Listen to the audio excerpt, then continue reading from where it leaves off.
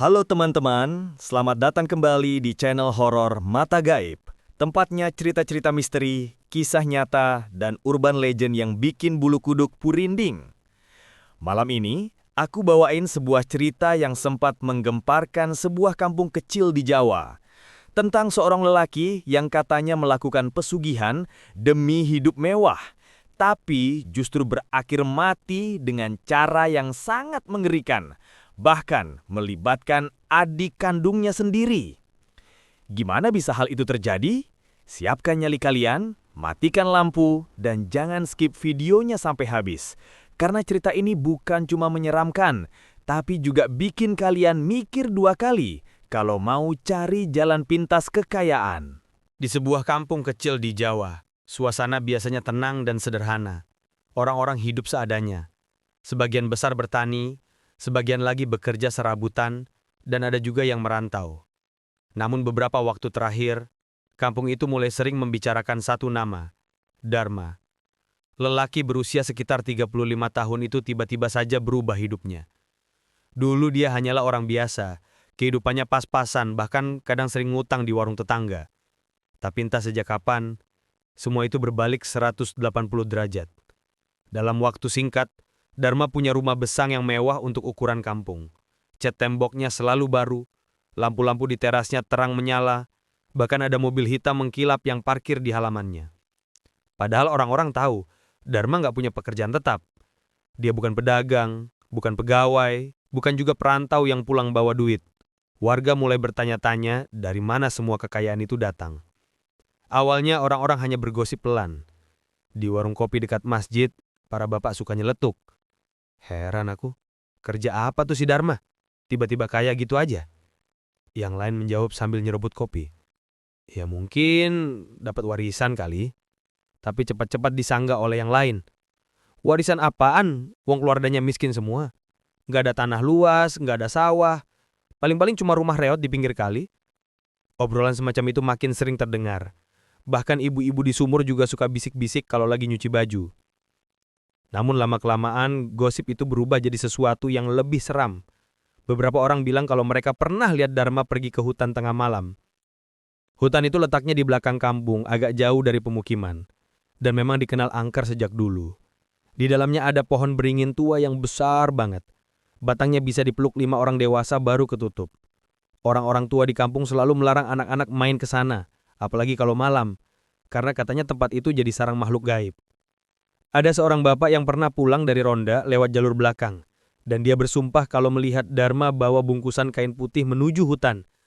Dari jauh kelihatan jelas, Dharma menaruh bungkusan itu di bawah pohon beringin, lalu jongkok, kayak orang sembahyang. Lama dia di sana, sekitar setengah jam, lalu balik lagi ke rumah. Cerita itu langsung bikin warga curiga, kalau kekayaan Dharma berasal dari pesugihan. Rumor semakin diperkuat ketika ada seorang pedagang yang mengaku pernah melihat Dharma membeli ayam hitam dan kambing kecil. Lalu malam harinya terdengar suara binatang itu melenguh keras, seolah-olah disembelih. Padahal nggak ada hajatan atau acara syukuran di rumah Dharma. Suara itu cuma terdengar sekali lalu hilang. Anehnya, keesokan paginya, halaman rumah Dharma selalu disiram dengan air bunga yang baunya menusuk hidung. Tapi ya namanya manusia, nggak semua orang percaya. Ada yang bilang itu cuma fitnah, cuma iri karena Dharma sukses. Ada juga yang bilang mungkin dia menang judi besar atau dapat rezeki tak terduga. Meski begitu, kecurigaan tetap melekat. Apalagi Dharma sering jalan sendirian malam-malam dengan wajah pucat seperti orang kelelahan, tapi matanya tetap merah menyala. Sampai akhirnya suatu malam, kejadian yang gak pernah dilupakan warga pun terjadi. Malam itu suasana kampung tenang seperti biasa. Bulan purnama menggantung di langit, cahayanya menerangi jalanan tanah yang sepi. Sekitar jam 2 pagi beberapa orang warga yang sedang ronda mendadak mendengar teriakan histeris dari arah rumah Dharma. Suara perempuan menjerit panjang keras sekali, sampai bulu kuduk orang-orang yang dengar langsung berdiri. Warga yang mendengar segera berlari ke arah sumber suara. Mereka panik mengira ada perampokan atau kebakaran. Beberapa orang bahkan membawa kayu dan bambu, berjaga-jaga kalau memang ada orang jahat. Semakin dekat ke rumah Dharma, teriakan itu terdengar makin jelas, bercampur dengan suara gedebuk seperti orang jatuh dari tempat tidur. Lampu rumah Dharma juga terlihat berkedip-kedip seperti mati hidup sendiri. Ketika warga sampai di depan pagar, pintu rumah ternyata tidak terkunci. Mereka langsung masuk dan menemukan pemandangan yang bikin darah mereka seolah berhenti mengalir. Dharma sudah terbujur kaku. Tubuhnya tergeletak di lantai kamar dengan kondisi mengerikan. Matanya melotot, lidahnya terjulur, wajahnya membiru seperti habis dicekik sesuatu yang tak kasat mata. Yang lebih mengerikan lagi, posisinya sama sekali tidak wajar. Di samping Dharma ada seorang perempuan yang ternyata adik kandungnya sendiri. Tubuh perempuan itu tidak bergerak, lemas seperti pingsan. Bajunya berantakan, penuh keringat, dan di beberapa bagian tubuhnya tampak lebam seperti habis digenggam paksa. Dharma sendiri masih dalam posisi yang membuat semua orang menutup mulut dengan tangan. Takut teriak, takut pingsan melihat kondisinya. Beberapa warga yang ada di sana langsung mundur ketakutan. Ada yang nyebut nama Tuhan berkali-kali. Ada yang sampai muntah karena nggak kuat melihat kondisi jasad Dharma. Udara di dalam kamar terasa pengap dan bau anyir darah bercampur bunga melati tercium sangat menyengat. Bahkan meski sudah banyak orang masuk ke dalam, bau itu tetap tidak hilang, malah semakin menusuk. Seorang tokoh kampung yang ikut masuk mencoba mendekati jasad Dharma. Dia memperhatikan sekeliling kamar, dan matanya menangkap sesuatu yang aneh di sudut ruangan. Ada bekas garis melingkar di lantai, seperti lingkaran yang digambar dengan kapur atau darah kering. Di dalam lingkaran itu ada sisa-sisa bunga, dupa yang masih berasap tipis, dan ceceran darah ayam yang sudah mengering. Semua orang terdiam. Pemandangan itu seolah jadi bukti kuat kalau Dharma memang terjerat dalam perjanjian gelap. Seorang tokoh kampung itu mencoba tetap tenang, lalu dia menutup wajah Dharma dengan kain seadanya, agar tidak semua orang melihat kondisi mengerikan itu.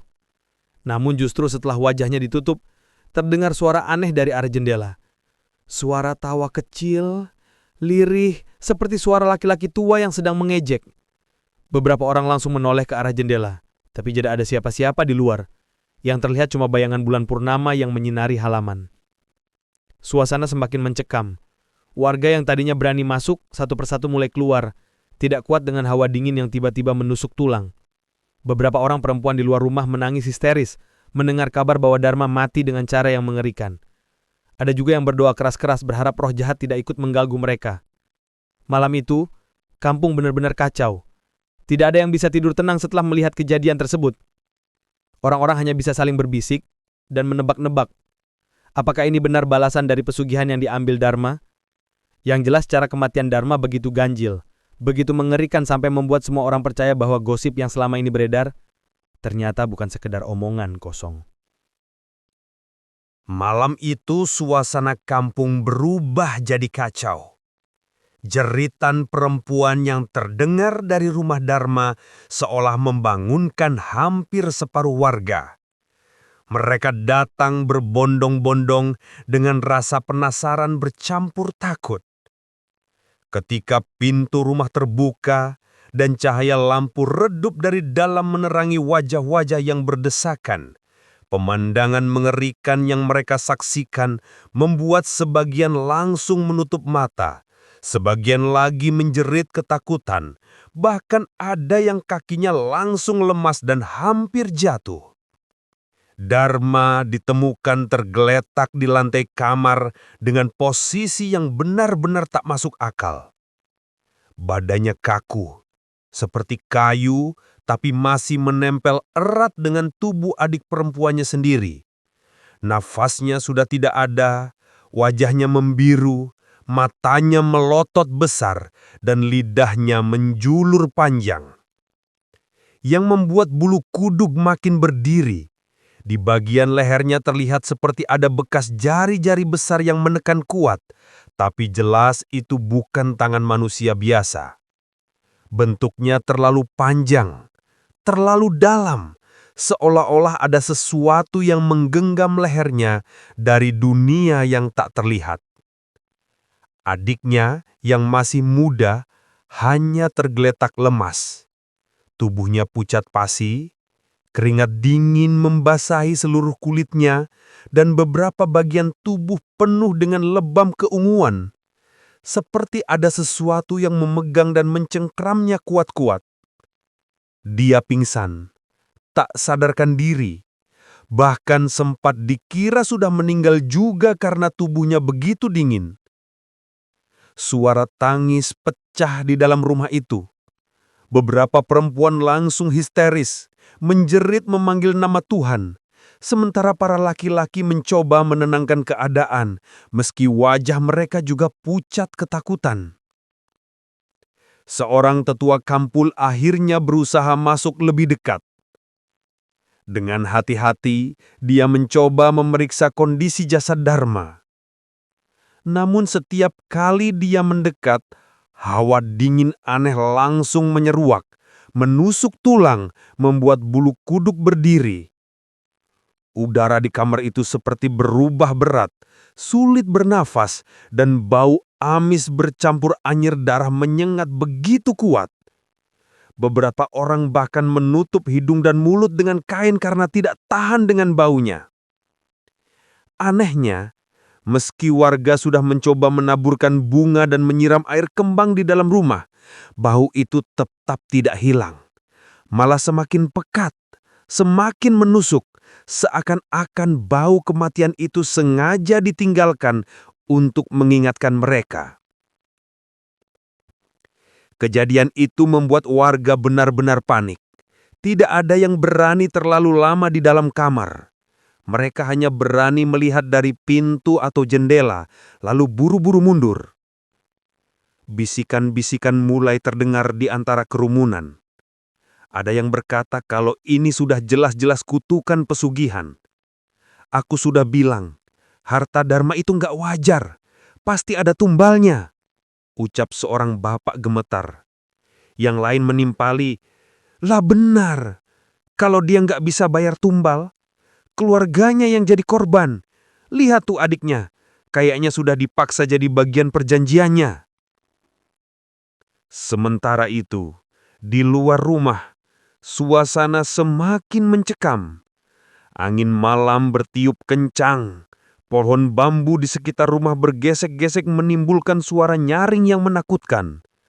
Anjing-anjing kampung menggonggong panjang tanpa henti, seakan-akan mereka melihat sesuatu yang tidak bisa ditangkap mata manusia. Beberapa orang mengaku melihat bayangan besar hitam melintas cepat di halaman. Hanya sekilas, tapi cukup membuat mereka keringat dingin. Adik Dharma yang pingsan akhirnya diangkat keluar rumah dan diletakkan di beranda.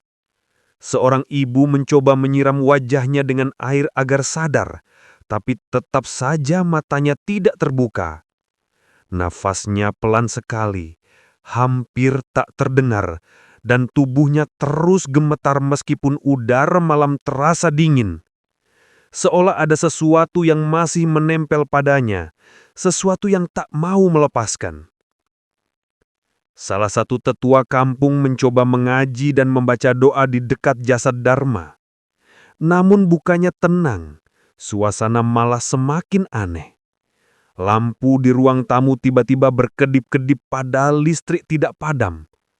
Suara pintu kamar berderit sendiri seperti ada yang membukanya pelan. Bahkan ada yang mendengar suara tawa lirih. Kecil sekali, seperti suara laki-laki tua yang mengejek. Orang-orang langsung saling pandang dengan wajah pucat. Mereka tahu suara itu bukan berasal dari manusia. Jasad Dharma tetap tidak bisa dipindahkan dengan mudah. Beberapa warga mencoba mengangkatnya, tapi tubuhnya terasa sangat berat, seolah-olah ada sesuatu yang menahan. Posisi tubuhnya yang menempel dengan adiknya juga sulit dilepaskan. Butuh waktu lama sampai akhirnya mereka berhasil memisahkan keduanya. Tapi saat itu terjadi, terdengar suara keras seperti hembusan angin yang keluar dari kamar membuat lilin-lilin di luar rumah padam bersamaan. Suasana langsung gelap, hanya tersisa cahaya bulan purnama yang temaram. Orang-orang semakin yakin bahwa kematian Dharma bukanlah kematian biasa. Ada perjanjian yang ia langgar, ada sesuatu yang ia janjikan tapi gagal ia bayar. Dan malam itu, perjanjian itu menuntut balasan dengan cara yang paling mengerikan. Wajah Dharma yang seolah dicekik sesuatu yang tak kasat mata menjadi bukti bahwa ia bukan hanya mati, tapi disiksa, diseret keluar dari tubuhnya dengan paksa oleh makhluk yang pernah memberinya kekayaan. Malam itu juga kabar tentang kematian Dharma menyebar cepat ke seluruh kampung. Tidak ada satupun rumah yang bisa tidur tenang. Anak-anak menangis ketakutan. Orang tua duduk terjaga sambil berdoa. Sementara para pemuda berjaga di jalanan.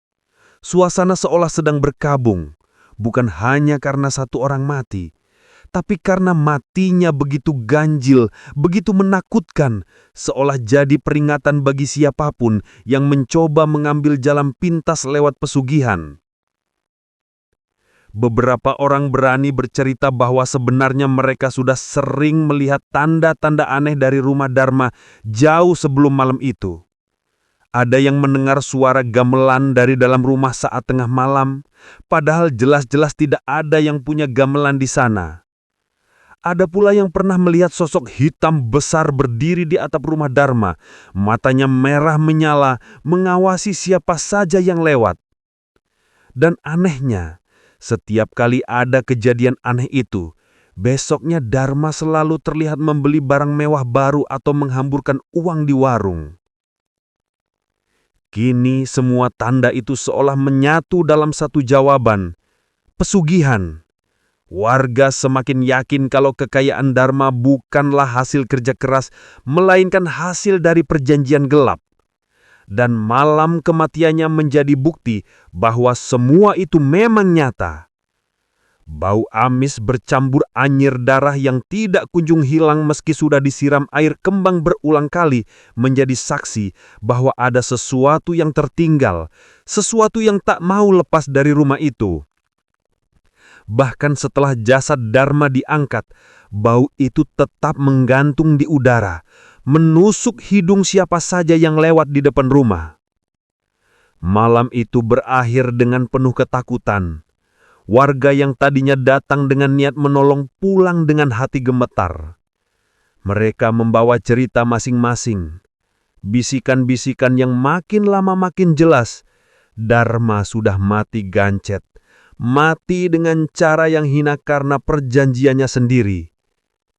Dan adiknya, entah bagaimana nasibnya, masih belum sadar, masih terjebak dalam trauma yang mungkin lebih besar dari yang bisa dibayangkan.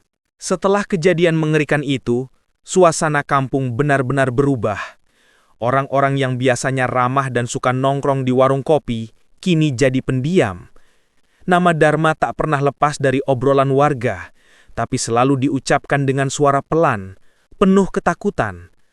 Keluarga Dharma sendiri, terutama orang tuanya, jatuh sakit karena syok mendengar kabar anak sulungnya mati dengan cara mengenaskan. Namun, setelah rasa duka sedikit reda, keluarganya mulai berani bercerita tentang hal-hal ganjil yang selama ini terjadi di rumah mereka. Mereka bilang, sebenarnya sebelum Dharma mati, sudah banyak tanda-tanda aneh yang muncul. Dharma sering berbicara sendiri tengah malam. Kadang dia ketawa keras sampai bikin semua orang di rumah terbangun. Ketawanya bukan ketawa biasa, tapi seperti orang kesurupan, keras, serak, dan panjang, membuat siapapun yang mendengar jadi merinding. Pernah suatu kali, ibunya masuk ke kamar Dharma karena tidak tahan mendengar suara itu. Dan dia melihat Dharma duduk di lantai dengan tatapan kosong. Di hadapannya ada kemenyan yang menyala, asapnya mengepul memenuhi kamar, dan di dinding kamar ada bayangan hitam besar, padahal tidak ada siapa-siapa selain Dharma di sana.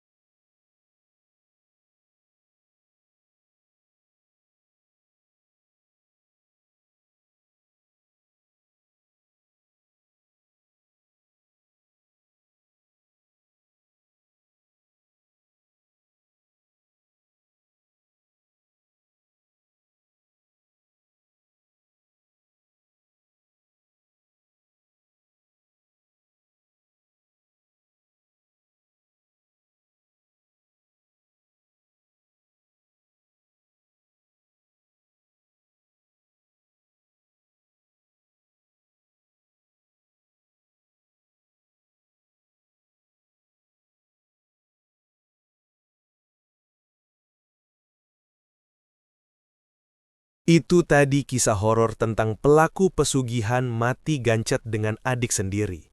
Sampai sekarang, kejadian itu masih terus jadi bahan pembicaraan warga setempat. Dan rumahnya pun dipercaya angker karena sering terdengar suara-suara gaib.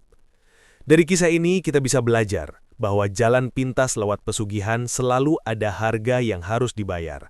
Dan kadang bayaran itu jauh lebih mengerikan dari yang kita bayangkan.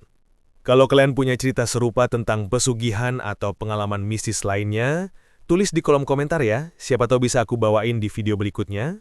Jangan lupa like, share, dan subscribe supaya kalian nggak ketinggalan cerita-cerita horor lainnya. Terima kasih sudah menonton, sampai jumpa di kisah horor selanjutnya. Dan ingat, harta nggak selalu sebanding dengan nyawa.